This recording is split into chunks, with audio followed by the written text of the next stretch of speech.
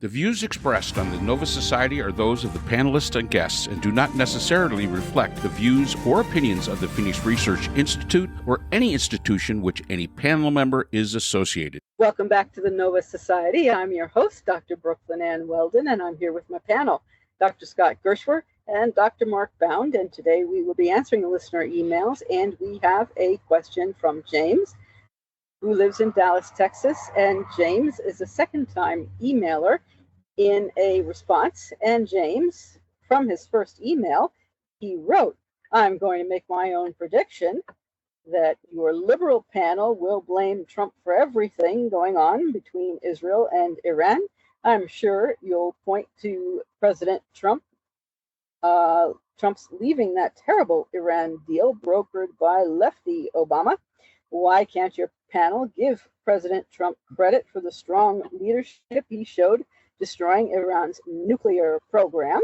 And we had answered that first question from James and invited James to reply.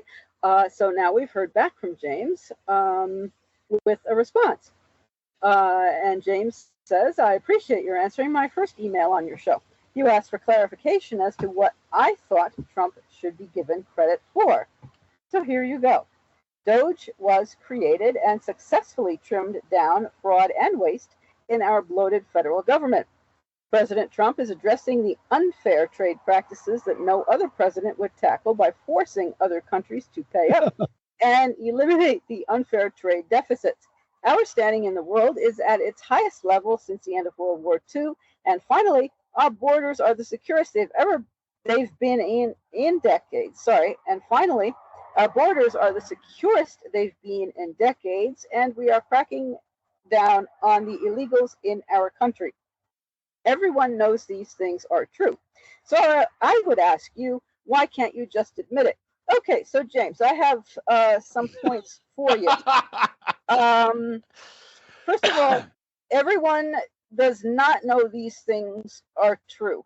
When you say that everyone knows something is true, and making a sweeping universal declaration such as that, there will be at least one person on the planet who will disagree with the assumption. We three do not know that anything of what you have claimed to be true is indeed a fact. In fact, the word "to admit" something means that we three, or at least I in this case, agree, and I don't want to say so. And I do not agree, so I'm not going to admit to anything. So I question that choice of words, and why can't I just admit it? Well, it's not a question of just admitting something because I don't agree with your point. Now, so Doge, you said it was created, and you say it successfully trimmed down fraud and waste. Okay, well, I would ask, to what legitimate, credible, and verifiable source support your statement? First of all, fraud is a legal question. And in order to have fraud, there would need to be court cases, and a court has to decide that fraud has indeed taken place. I have not seen any single allegation of fraud that has been brought.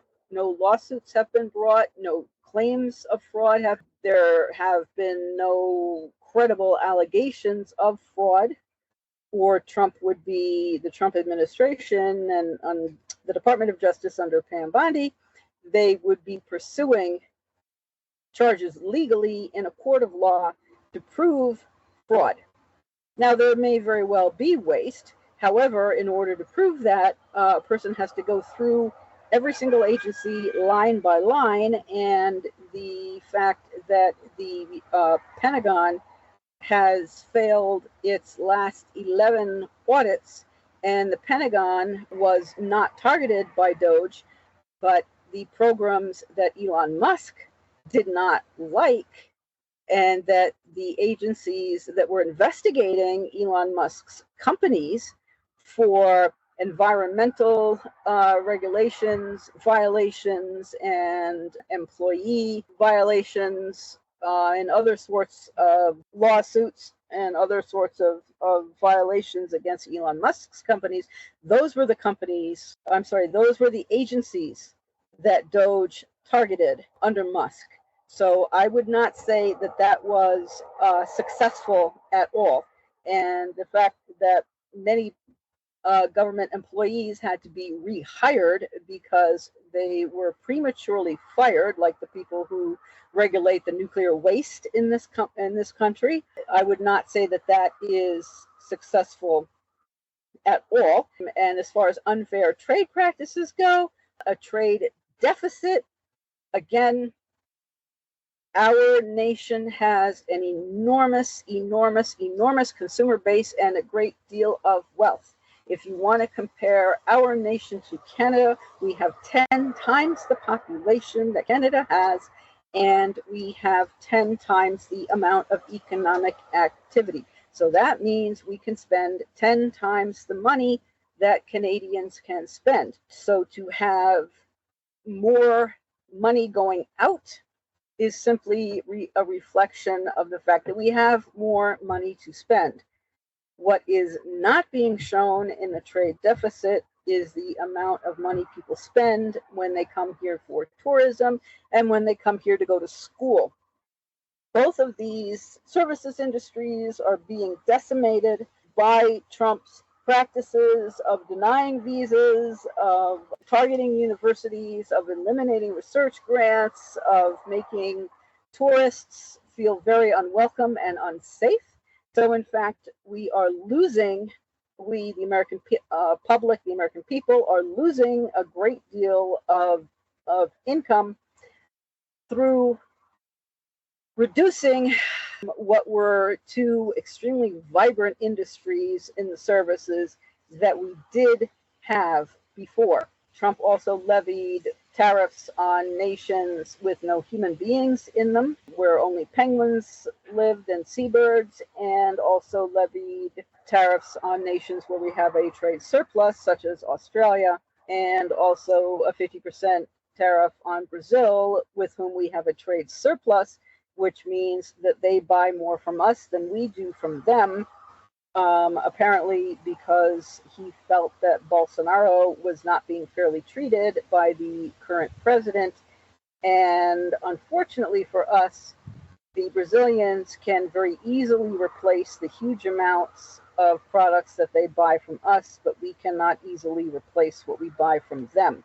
So I do not see that there is any unfair trade deficit. If we buy more because we have more money, that is hardly unfair. If you make 10 times the money, going back to the Canadian example, if you make 10 times the money your neighbor makes, it would hardly be unfair for you to spend 10 times as much money buying things that you wanted to buy, because you make 10 times as much money and you can afford to buy 10 times as much as your neighbor buys. I mean, I don't understand that point and why that would say, I mean, the minute you levy a tariff, the other country doesn't pay for it, we do. The American public does. Our standing in the world is not at its highest since World War II. Other nations have created their own, or are certainly thinking of creating their own trade group and getting rid of the World Trade Organization, and the United States is not included.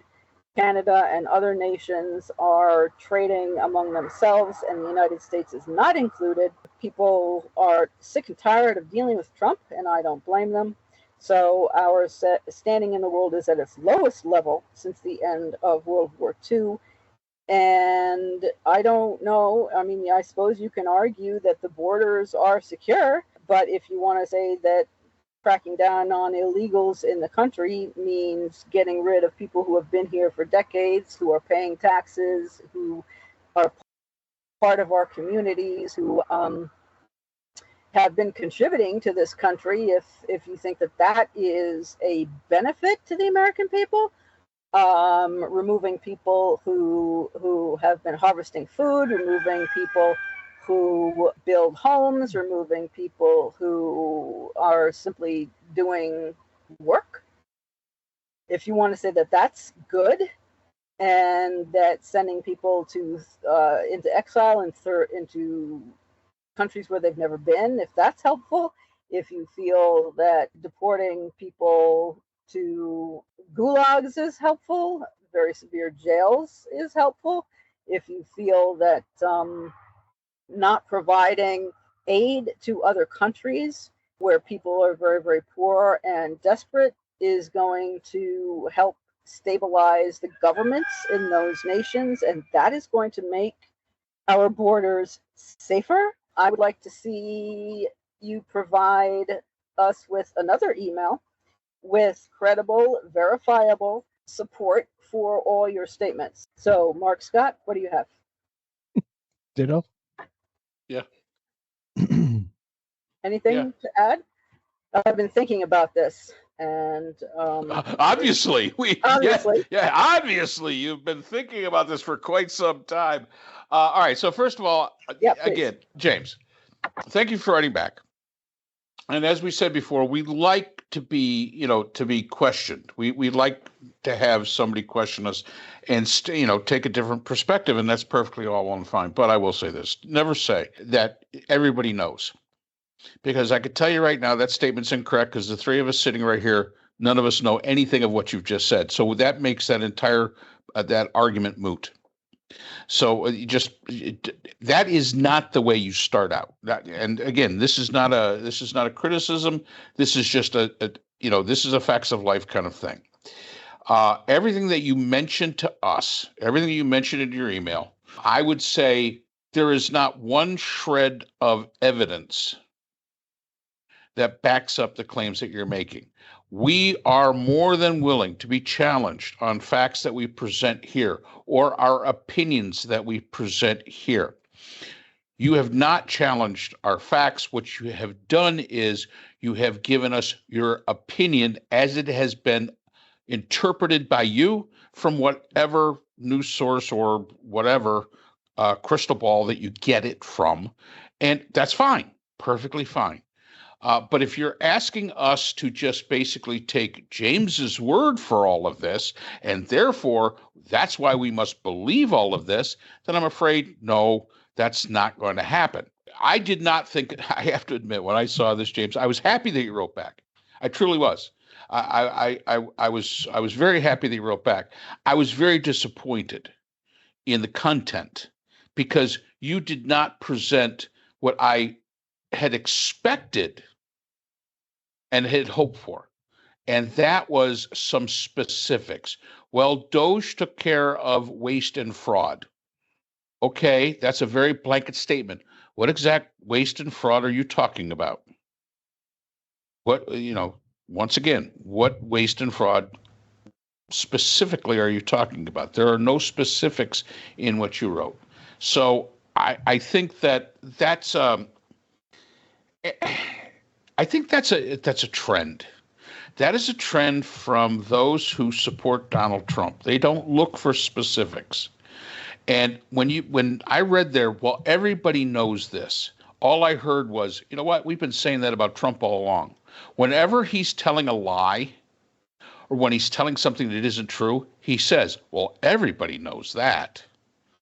As if to say to his audience who is susceptible to this tactic, as if to say to them, well, if you don't know it, you must be a moron. And that's the way he presents it. Everybody knows it. So again, I was disappointed in the email, but yeah, as Brooklyn said, you're more than welcome to write back. I don't think you will after this episode, but I will say I was rather disappointed. I had really bigger, far more higher expectations that you were going to come with something specific that we could actually sit back and say, well, no, we didn't think about that. And I can also say that one statement you made was so blatantly wrong that it totally took all the credibility. We are at the highest standing we have ever been in the world since World War II. We are at the lowest standing we have ever been since World War II. And if you listen to the rest of the leaders of the world, they'll tell you. And if you aren't getting that message, if you're listening to these leaders at all, and you're not getting the message of how far down the food chain we've actually maneuvered ourselves and how insignificant these other leaders are considering us by basically going it on their own and saying the hell with the United States because they're batshit crazy, then there's really nothing for me to discuss, because that is so blatantly obvious that you would have to be either living under a rock or so deep into the Trump cult that reality, you live in a reality that I just simply can't explain, nor do I wish to be a part of. So that's it for me. Yeah, that phrase, "our standing in the world is at its highest level since the end of World War II," smacks of Kool-Aid. It just smells like Kool-Aid, man. I can't describe it in any other way. It's just it's such a crazy thing to say. There are people out there there are other leaders from around the world who are stroking Trump all the time. And the general consensus is that you have to do that to get him to do what you want him to do. Trump has only recently realized what everybody else knew about Vladimir Putin, that Putin was playing him for an idiot. He is weak. He is a known coward. He is an appeaser. He doesn't keep up with events that are actually happening and seems to be remembering stuff that was going on in like the late 70s and 80s. He doesn't even seem to understand the difference between an asylum seeker and an insane asylum. And he keeps talking about that as if they're the same thing. And that's why he's bringing up Hannibal Lecter and so on. Well, hey, what about that one where he said that his uncle at Harvard taught the Unabomber? Yeah, taught the Unabomber, and that the guy didn't even go there. Right, he didn't. The Unabomber, his uncle died 15 years before the Unabomber was found, and he didn't go to MIT. He went to Harvard. I mean, there's so much. I mean, if you're going to take Trump's word for everything, you probably shouldn't be listening to us, because we're going to not take Trump's word for everything. And I can't give credit for Doge. Doge was created to trim $2 trillion from the federal budget. They hadn't even gotten, I believe the last number that I heard was something like it cost taxpayers $135 million for Doge to eliminate $190 million from the federal budget. And most of those people who they fired had to be hired back because they didn't know what they were cutting. They cut the people who are keeping our nuclear arsenal up to date and ready to be used without knowing what they did. By the way, cutting U.S. aid means that we no longer have people on the ground in other countries reporting back to the State Department about the conditions in the ground in those countries. So we've lost our eyes and ears on countries that are important around the world for our security. As far as unfair trade practices, are there unfair trade practices? Yes, there are. A surplus or a deficit is not a sign of an unfair trade practice. I said in an earlier segment that we talked about today that Indonesia has agreed with Trump that Indonesia will suffer through a 19% tariff on goods that they export to the United States, while agreeing to 0 on imports from the United States. That means, James, that we're paying 19% more for things that come from Indonesia than we were before.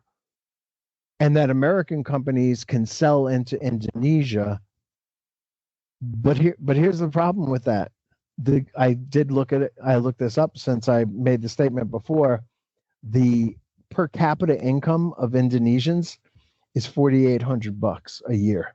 What are they buying from us that's going to make a difference? I mean, yes, their airlines should be buying Boeing jets, I guess, instead of Airbus jets. Yes, they need to buy small trucks from the United States.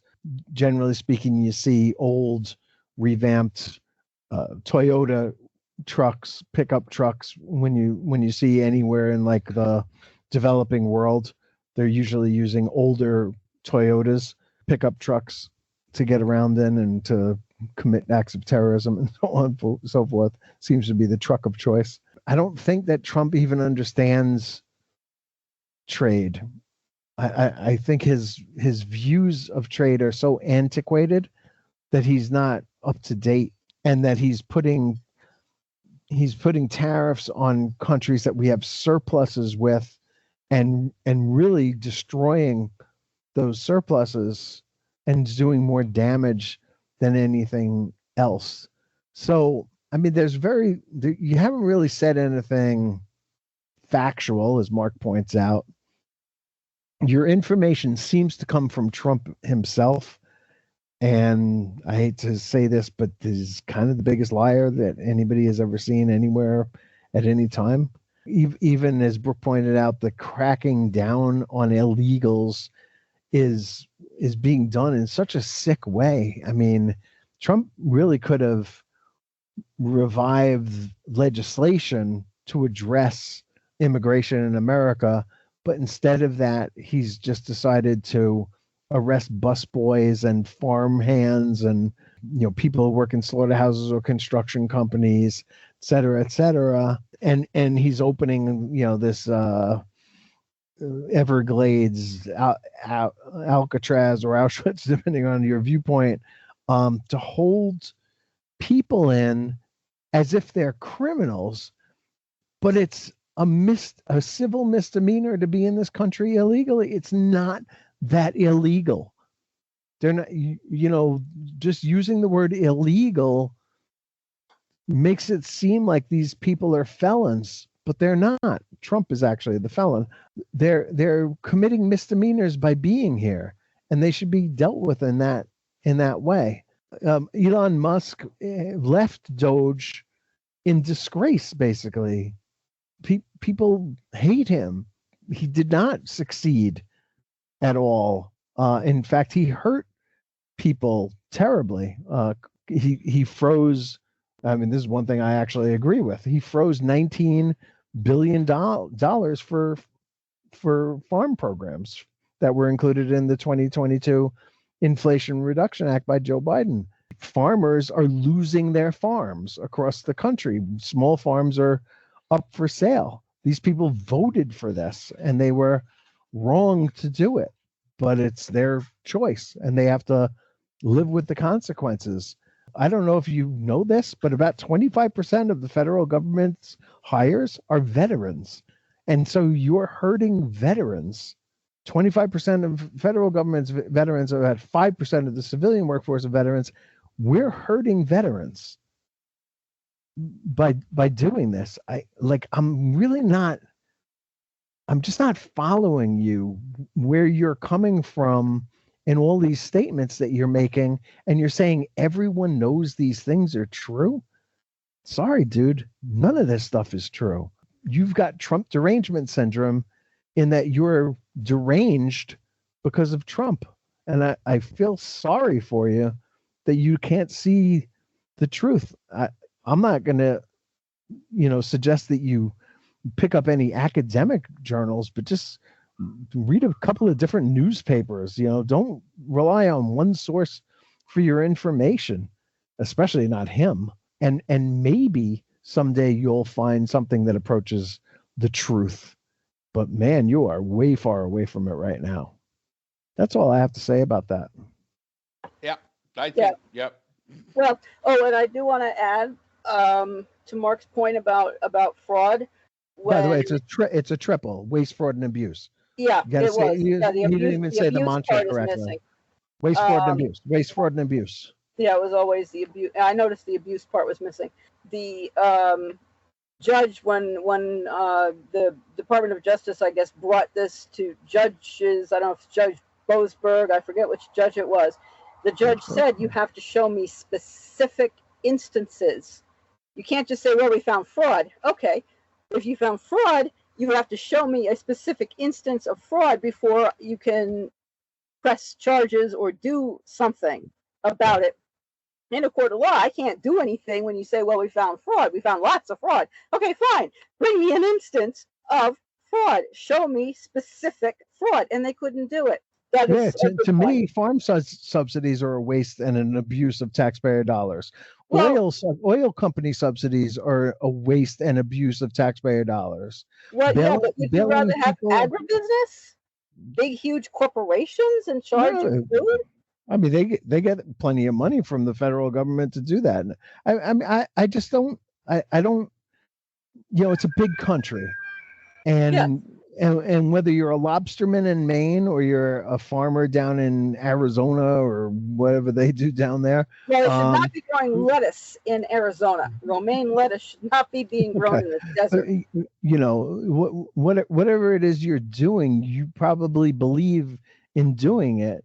But other people look at it and they go, "Oh, that's waste and abuse of our taxpayer dollars." Yep. Universalizations. Everyone knows this. No, not everybody knows it.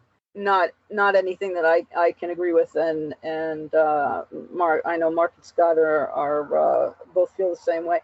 So I don't know if you'll write back again. I do suggest the academic journals, but that's because I'm very research oriented. In any event, keep coming back to us, James. If you're welcome, please to write back again if you feel so inclined.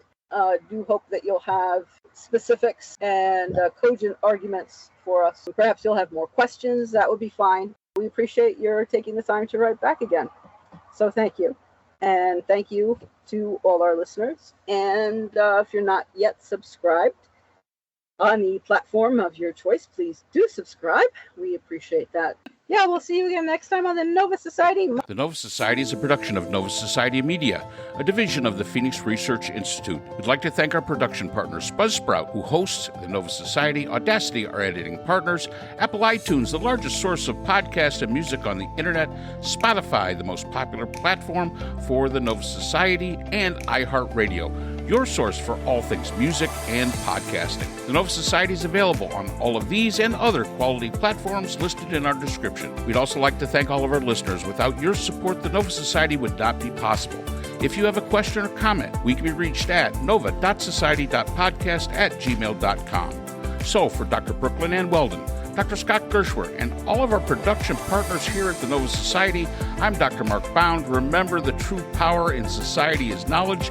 Thanks for listening, and we will see you again next time. We'd like to thank our sponsor for this episode, BH Conflict Resolution Services, a full-service dispute resolution firm offering expert, cost-effective mediation services to couples, groups, and businesses. BHCRS can be reached at www.bhcrs.com.